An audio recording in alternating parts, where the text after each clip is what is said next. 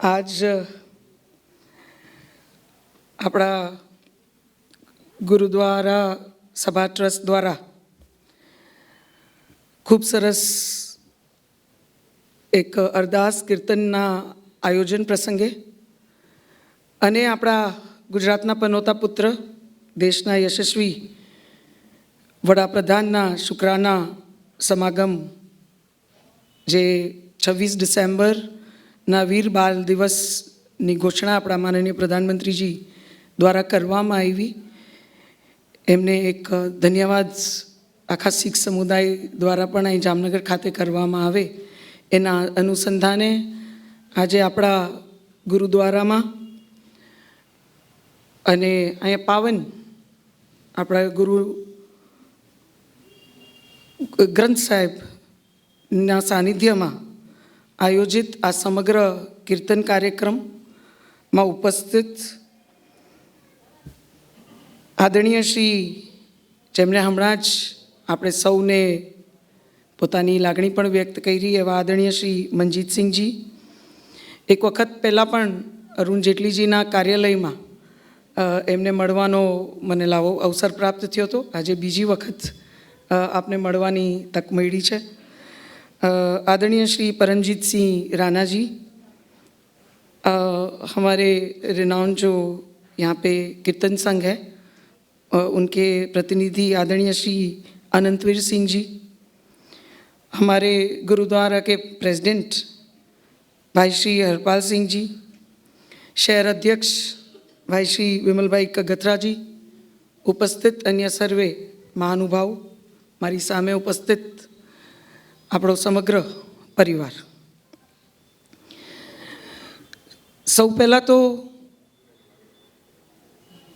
માનનીય પ્રધાનમંત્રીજીએ 26 ડિસેમ્બરને વીર બાલ દિવસ તરીકે ઘોષિત કરી અને આપણા સૌની લાગણી, आपने यहाँ बिल्कुल ठीक बात कही है कि सभी सांसद भी यही चाहते थे. हमारी मांग आप सबके साथ यही थी. केवल ये सिख समुदाय की मांग नहीं थी, पर मैं मानती हूँ लगभग सारे ही सांसद ये बात चाहते थे कि जब इतना बड़ा त्याग बलिदान देश के लिए, धर्म के लिए किसी ने दिया है, ये उदाहरण और इस बात से प्रेरणा सभी को मिलनी चाहिए. और उस दिशा में हमारे माननीय प्रधानमंत्री जी ने हमारी जो बात थी उसे मान्य रख के 26 दिसंबर को वीर बाल दिवस के रूप में जो घोषित किया है, तो यहाँ से मैं आप सभी को बहुत बहुत अभिनंदित करते हुए माननीय प्रधानमंत्री जी का भी आभार प्रकट करती हूँ. यहाँ पे मेरे पूर्व वक्ताओं ने बहुत सही बात की. यहाँ जीके जी ने जो बात की मैं बिल्कुल आपसे सहमत हूँ सर. मैं हमेशा ये बात हर जगह बताती हूँ कि जिसने देश का सबसे बड़ा नुकसान करने की कोशिश की, जिन जिन लोगों ने, उसे हमारे इतिहास के पन्नों में हमने अंकित किया हुआ है. पर जिन जिन लोगों ने शायद देश के लिए इतने बड़े बलिदान दिए, कहीं धीरे शब्दों से हम उनकी बात करते हैं, छुपी हुई कहीं बातों से हम उनको एक्नॉलेज करते हैं. पहली बार हमारे माननीय प्रधानमंत्री जी के इस देश में उन्होंने बतौर प्रधानमंत्री आने के बाद पहली बार ऐसा हुआ है कि जिन्होंने देश के लिए त्याग दिया, जिन्होंने देश की रक्षा में त्याग दिया, बलिदान दिया, वो किसी भी समुदाय से हो, उसे बाकायदा जो जगह मिलनी चाहिए वो जगह उन्होंने दिलाई है. सिख समुदाय ने हमारे देश में बहुत बहुत बलिदान दिया है. आपने बिल्कुल ठीक कहा कि हमारी बस्ती 2% की है, पर मैं मानती हूँ कि अगर देश में की रक्षा की बात हो, देश की सुरक्षा की बात हो, देश के लिए त्याग देने की बात हो, देश में सेवा की बात हो या सेवा और समर्पण के उदाहरण की बात हो, उसमें अगर हमारे देश में अव्वल क्रम में हम किसी समूह का नाम ले सकते हैं तो हमारे सिख समुदाय का नाम ले सकते हैं. और इस बात को एक्नॉलेज करते हुए हमारे प्रधानमंत्री जी जब ये बात कहते हैं कि सबका साथ सबका विकास, वो बिल्कुल इस बात पे विश्वास रखते हैं और इसीलिए ये बात कहते हैं. उन्होंने कभी वोट बैंक की राजनीति नहीं की है। वोट बैंक की राजनीति की वजह से हमारे देश की आज क्या हालत हुई वो हम सभी जानते हैं। उन्होंने कभी कोई वोट बैंक की राजनीति नहीं की कि यहाँ 2% है, नॉर्थ ईस्ट में केवल 4% है, 3% है, तो मैं इन क्षेत्रों को क्यों मैं इनको ज़्यादा अहमियत दूँ। माननीय प्रधानमंत्री जी ने कभी नहीं सोचा। उन्होंने ये सोचा है कि किसको आज तक अपना ड्यू नहीं मिला है, किन किन समुदाय को या किन किन क्षेत्र को इस देश में अपना ड्यू नहीं मिला, वो देश हम उनको ड्यू देने के लिए आज शायद हमारे प्रधानमंत्री को ये स्थान इस देश में प्राप्त हुआ है। यहाँ राणा जी ने ठीक बात कही कि हमारे अलग अलग जो सारे ही शताब्दियाँ थी, वो शताब्दी का जश्न हो, हमारे करतारपुर कॉरिडोर को खोलने की बात हो, हमारे यहाँ पे जीजी हॉस्पिटल को, इरविन हॉस्पिटल जो था उसको जीजी हॉस्पिटल में परिवर्तित करने की बात हो, या बेट द्वारका की हमारी, क्योंकि ये सब मेरे क्षेत्र में, बेट द्वारका जीजी हॉस्पिटल ये मेरे क्षेत्र की मैं बात कर रही हूँ। और आप यहाँ पधारे हैं तो आप अवश्य बेट द्वारका भी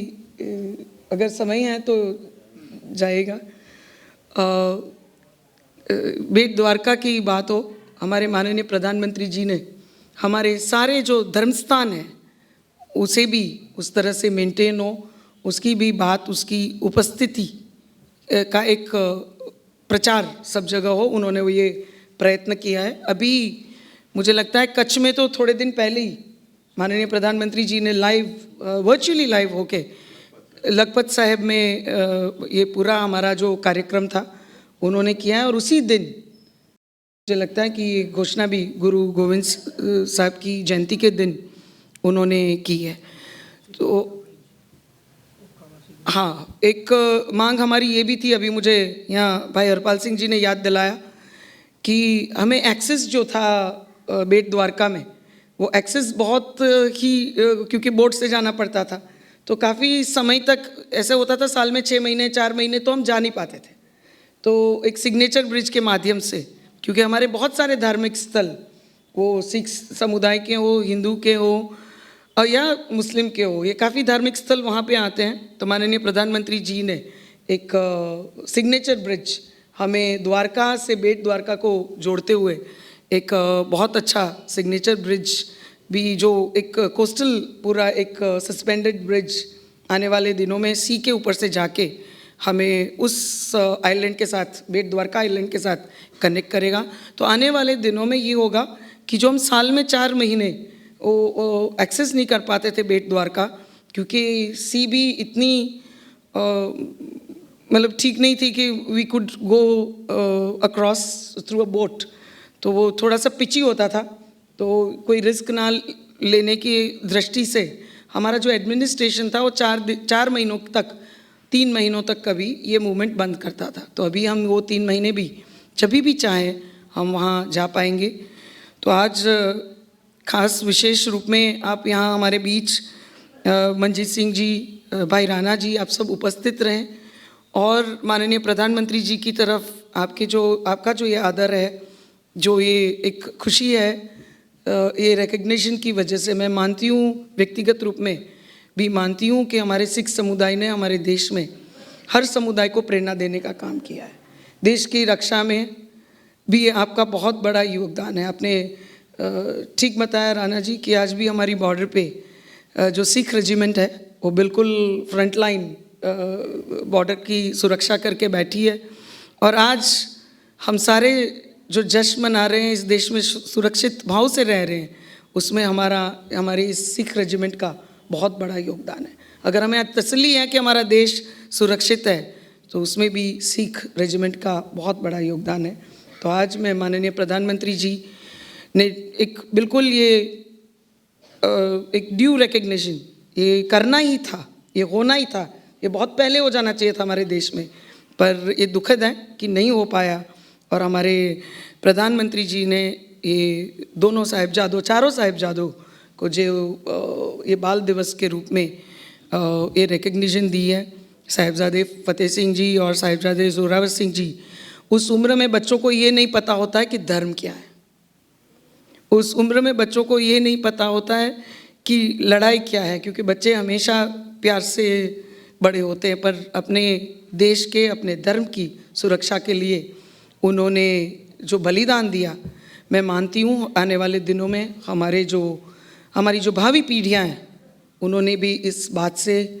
हमेशा, ये बाल दिवस की जब बात आएगी तब उन्हें ये पूरी गाथा सुनाई जाएगी, और गाथा के माध्यम से कहीं हमारी आने वाली पीढ़ियाँ भी कहीं इससे प्रेरणा लेगी, ये बात मैं मानती हूँ। और माननीय प्रधानमंत्री जी ने एक बहुत ही योग्य श्रद्धांजलि, एक योग्य भेंट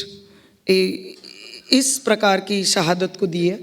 और मैं भी आप सबके माध्यम से ये बात माननीय प्रधानमंत्री जी तक भी पहुंचाऊंगी, और आप सबकी तरफ से भी मैं उनका भी धन्यवाद व्यक्तिगत रूप में भी प्रकट करूंगी। और आपने एक कोविड काल में भी, मैं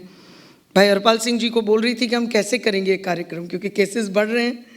तो बोलते हैं बहन हम ट्राई करते हैं, अगर आप बोलेंगे तो हम लोग कर लेते हैं। मैंने बोला इनका काम है, धर्म का काम है, वही ये करेंगे। तो मैंने भी, हम सब ने तब ईश्वर पे ये पूरा कार्य छोड़ दिया, और और आप भी यहाँ, हमारा ये जो कीर्तन संघ है वो भी उपस्थित थे, तो ये सब बहुत अच्छा मौका था, पर परिस्थिति ऐसी थी कि हम ये रिस्क लेके करें या ना करें, पर एक श्रद्धा के साथ आप सब ने ये बहुत अच्छा आयोजन किया। आप भी पहली बार यहाँ, आपसे भी मिलने का मौका मिला, और आपको भी यहाँ हमारे गुरुद्वारा में जो दर्शन और सभी को मिलने का एक मौका मिला है, तो मैं आप सबको यहाँ पे, यहाँ के जनप्रतिनिधि के रूप में भी यहाँ आपको वेलकम करती हूँ सर। और यहाँ आपको दिल्ली में तो मिलना होता ही है, पर जामनगर में आपको आज विशेष मिल के बहुत खुशी हुई। हम यहाँ जो हम सब उपस्थित हैं, हम एक एक्सटेंडेड फैमिली है, और शायद जो हमारी प्रीचिंग है वो प्रीचिंग यही है कि every human is to be, अभी आपने भी, भाई साहब ने भी यहाँ बात की, तो every human has to be treated as a human, and every one is playing his role. So जो भी हम रोल करते हैं वो ईश्वर की मर्ज़ी से करते हैं। बहुत अच्छी बात की। और यहाँ पे उसी प्रकार से पूरा जो हमारा सिख समुदाय है वो एक्सटेंडेड फैमिली के रूप में सबके साथ जोड़ के रहता है। तो फिर से आज हमारे यहाँ गुरुद्वारा के प्रेसिडेंट, पूरी कमेटी, आप सबको भी इस आयोजन के बदल मैं बहुत बहुत आपका धन्यवाद प्रकट करते हुए, आज मुझे इस दर्शन का जो लाभ प्राप्त हुआ, विशेष रूप में आपने हमारे प्रधानमंत्री जी का जो यहाँ पे सम्मान किया, उनका जो आभार प्रकट किया, मैं व्यक्तिगत रूप में भी ये पूरी बात उन तक पहुँचाऊँगी। आज वर्चुअली भी मैं मानती हूँ कि जिस तरह से हमारे प्रधानमंत्री जी हर वक्त सबसे जुड़ के रहते हैं, जागरूक रहते हैं, ये हमारा पूरा मैसेज, हमारी पूरी बात आज उन तक पहुँची होगी और पहुँचाऊँगी मैं। पर मैं व्यक्तिगत रूप में अभी बजट सेशन में भी जब उनसे मिलूँगी, तभी भी आपके द्वारा की गई ये पूरी बात मैं उन तक पहुँचाऊँगी। और मुझे यहाँ से जो शुरुआत हुई है जामनगर हमारे गुरुद्वारा से, ये पूरे देश में इस प्रकार की एक वातावरण बने, इस प्रकार का एक्नॉलेजमेंट एक हो, तो आने वाले दिनों में यही है कि हमारी भावी पीढ़ी भी इससे प्रेरणा ले सकती है। और यहाँ आपने बिल्कुल ठीक बात की जो कि प्रधानमंत्री जी ने सिख समूह के लिए बहुत कुछ किया। मैं तो ये भी मानूंगी कि सिख समूह का पहली बार किसी ने माफ़ी भी मांगी तो हमारे प्रधानमंत्री जी ने मांगी, जिन्होंने आज तक मांगनी चाहिए थी उन्होंने नहीं मांगी है। तो इस बात के साथ पुनः आप सबका बहुत बहुत आभार प्रकट करते हुए मैं फिर से यहाँ पे अपना बहुत ही श्रद्धा से नमन करते हुए धन्यवाद।